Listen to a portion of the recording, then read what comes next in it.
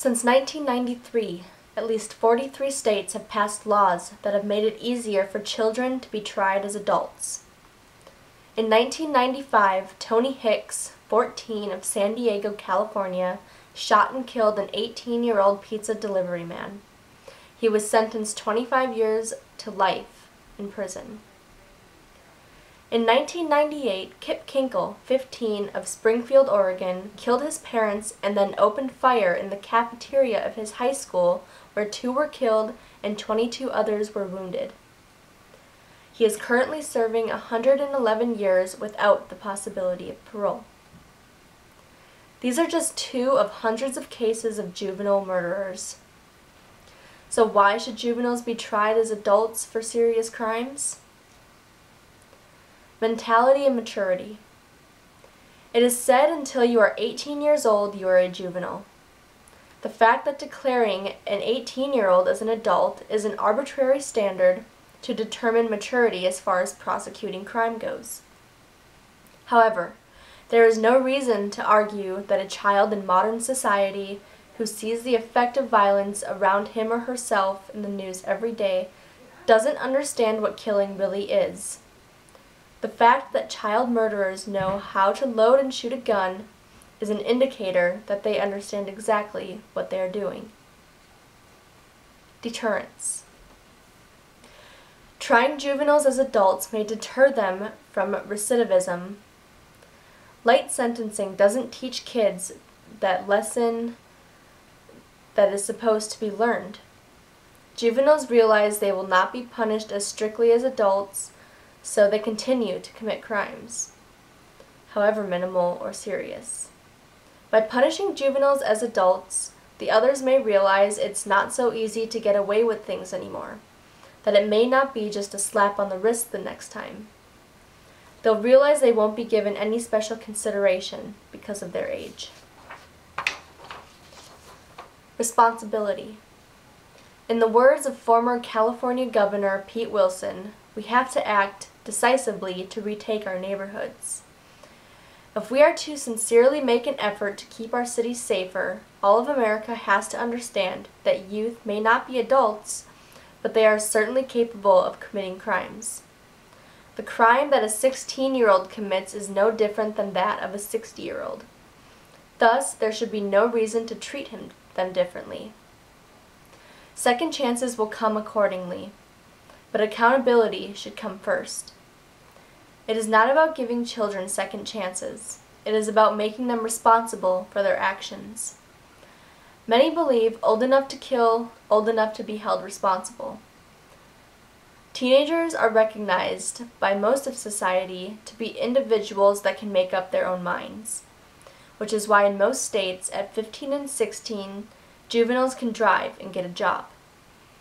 The juvenile court has been established with the age factor rather than the crime factor.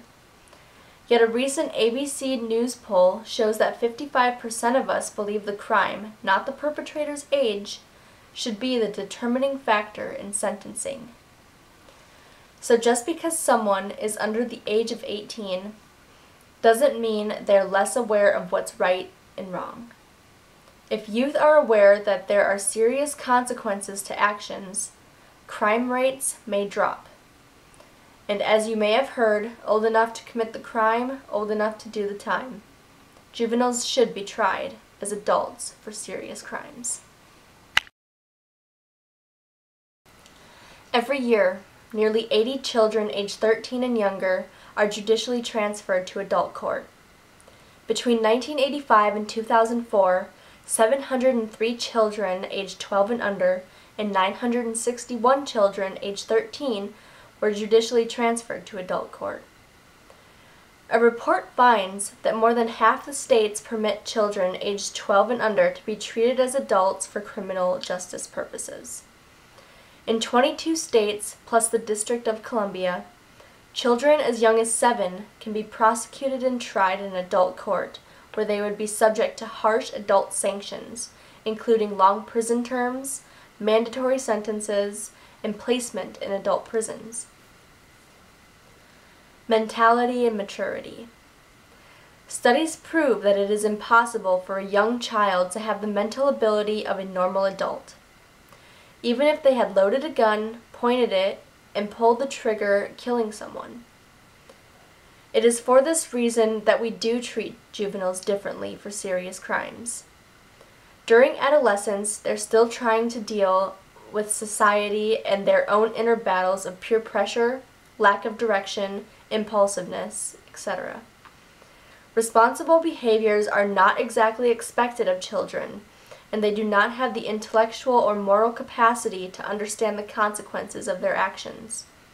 Similarly, they lacked the same capacity to be trial defendants. Treating them as adults is unfair.